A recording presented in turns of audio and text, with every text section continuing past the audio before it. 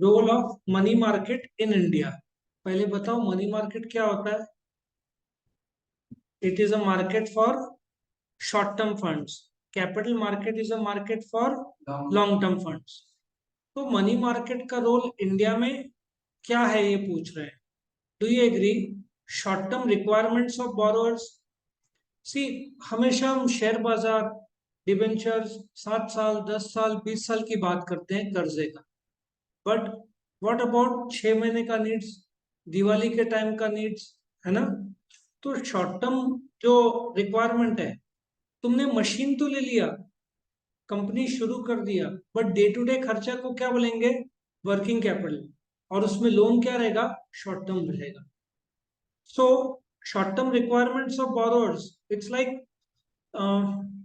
तुमने कार तो ले लिया, बट पेट्रोल और सर्विसिंग का भी एक सपोर्ट मिल जाए तो तुम शांति से लाइफ जी पाओ। तो इसलिए money market short term financial needs of borrowers पूरी करता है। क्योंकि हर कोई लॉन्ग टर्म, सी होम लोन 20 साल का रहता है, कार लोन 7 साल का रहता है। लॉजिक समझ में आ रहा है? तुम होम लोन के नाम पे कार लोन नहीं ले सकते, क्योंकि 20 साल कार तुम्हारी चलनी नहीं है। हो सकता है 4-5 साल बाद तुम चेंज करो। तो short term requirements of borrowers पूरा करता है। दूसरा, लिक्विडिटी मैनेजमेंट। कैसे होता है कि एक बैंक के पास एक्स्ट्रा पैसा है, ठीक है, और दूसरे बैंक को पैसा चाहिए। तो सिंपल सा है, दूसरा बैंक ब्याज देगा ना, फुकट का तो नहीं रहेगा। सो इसलिए जो पॉइंट है लिक्विडिटी मैनेजमेंट, ठीक है नहीं, मनी मार्केट डायनेमिक मार्केट है। ये लिक्विडिटी शॉर्ट टर्म रिक्वायरमेंट पूरे करता है। मार्केट में कई बार कैश कम हो जाता है, ठीक है।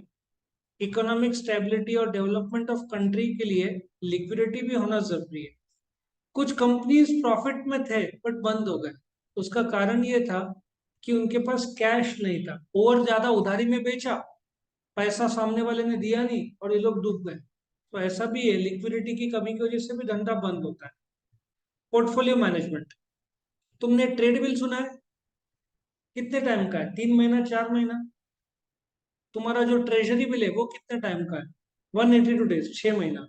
सो शॉर्ट टर्म में भी तुम्हारे पास एक दिन का भी है, कॉल मनी मार्केट, 1 डे का लोन।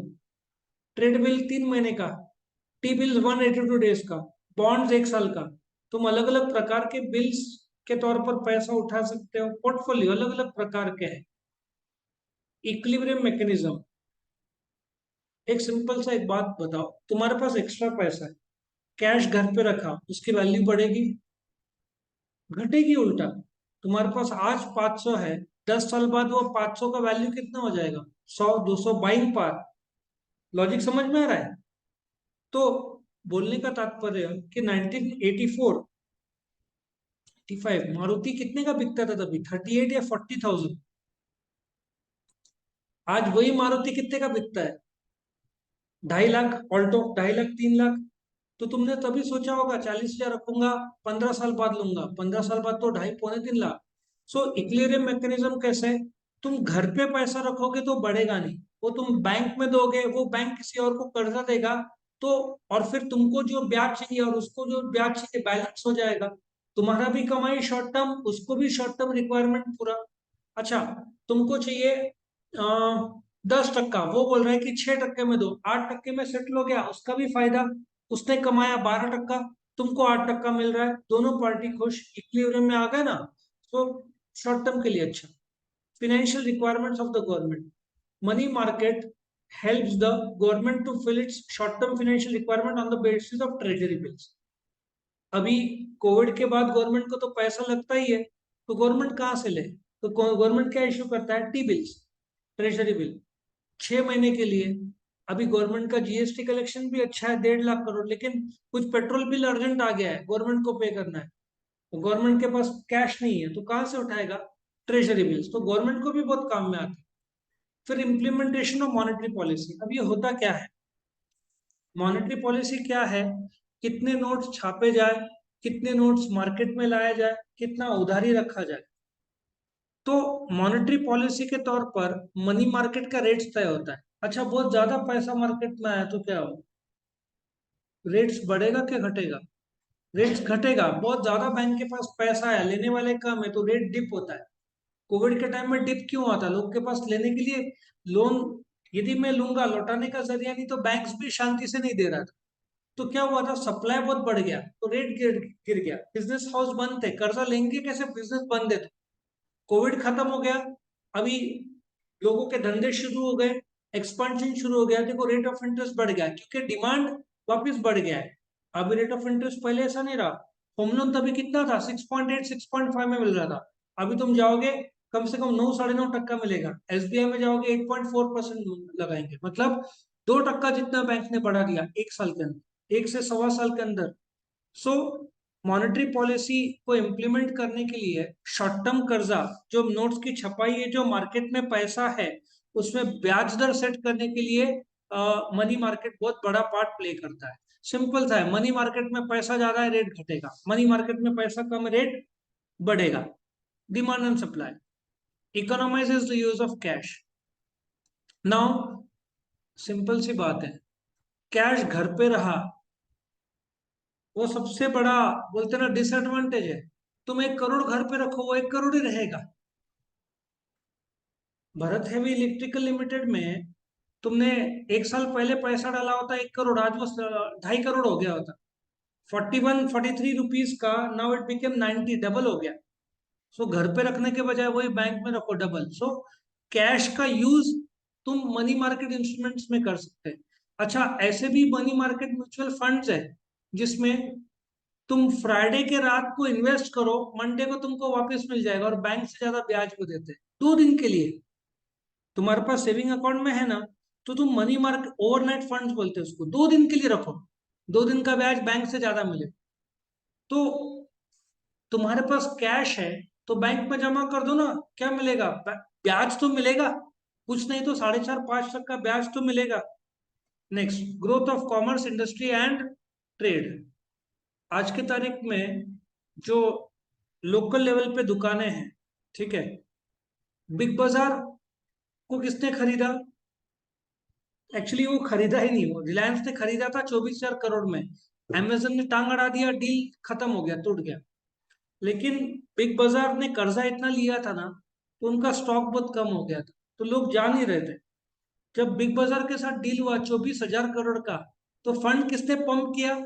रिलायंस ने। सडनली बिग बाजार के पास पूरा पूरा स्टॉक भर गया।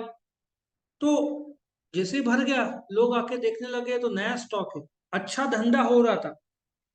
अमेजन ने टांग नहीं अड़ाया होता तो बिग बाजार को रिलायंस ने खरीद लिया होता।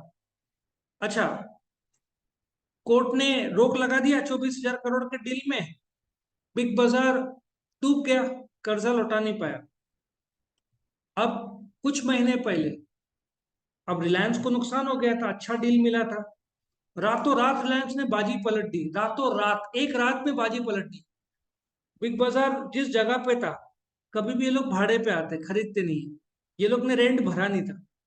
रिलायंस ने वो लीज बोलते हैं ना, भाड़ा का, भाड़े जो होता है, वो टेक ओवर कर लिया, और स्मार्ट बाजार, रातों रात जितने बिग बाजार थे इंडिया के, सब स्मार्ट बाजार बन गए। लॉजिक समझ में आया? बिग बाजार, यदि सीधी बात है, मैं भाड़ा नहीं दे पा रहा हूँ, मेरी जगह पे कोई आ गया, तो रिलायंस ने रातों रात वो खरीद भाड़े पे ले लिया, लैंडलॉर्ड को अपना भाड़ा मिल गया। अब बिग बाजार को जो 24,000 करोड़ मिलना था वो नहीं मिला, वो हफ्ता इंटरेस्ट नहीं दे पाया, वो डूबा। अमेजन का जो 5% है वो भी अटक गया। रिलायंस के मजे हो गए, क्योंकि उनको जो भाड़ा है सब में मिला, आधे दाम में मिल गया उनको। उनका 10 से 12 हजार करोड़ इजीली सेव हो गया होगा। अब वहां पे क्या आ गया, स्मार्ट बाजार आ गया। लेकिन पता नहीं अभी भी स्मार्ट बाजार कितना चलता है, या ऑनलाइन कितना अच्छा चलता है, नहीं चलता है। अभी भी अमेजन फ्लैश जोरों पे है। तो धीरे धीरे वो लोग कुछ तो अच्छा करेंगे, लेकिन कॉमर्स, इंडस्ट्री और trade, short term funds pump किया ना उन्होंने, यदि पंप कर दिया शॉर्ट टर्म फंड, जिसको जरूरत है वो बहुत आगे बढ़ जाएगा। इसलिए ये जो स्टार बाजार, पता है ना, डीमार्ट स्टार बाजार क्यों टिके? डीमार्ट को सपोर्ट किसका है? दमानिया ग्रुप, पता है ना, राधा कृष्ण दमानी, इंडिया का टॉप 10 में आएगा, रिचेस्ट आदमी, 1 लाख करोड़ के पर उसके पास संपत्ति है। तो डीमार्ट डूब नहीं सकता। स्टार बाजार का करता धरता कौन है? टाटा। तुम स्टार बाजार में जाओ, हमेशा वर्ल्ड क्लास स्टॉक रहता है, उधर स्टॉक की कमी रहती नहीं है। स्मार्ट बाजार जाओगे, वहां पे मिल जाएगा। छोटे मोटे सब उड़ गए। मेरे टाइम में विशाल मेगा मार्ट उड़ गया, सुभिक्षा उड़ गया, इजी डे मॉल उड़ गया। अभी इजी डे मॉल छोटे रूप में है, बहुत सारे मॉल्स आउट हो गए। अभी ये लोग टिकेंगे क्योंकि इन लोग का सपोर्ट टॉप अथॉरिटी कर रहा है, ठीक है। तो ग्रोथ ऑफ कॉमर्स इंडस्ट्री और ट्रेड होगा, सब लोग का नुकसान था, शॉर्ट टर्म पैसा नहीं था। तो यहाँ पे तुम्हारा ये खत्म होता है।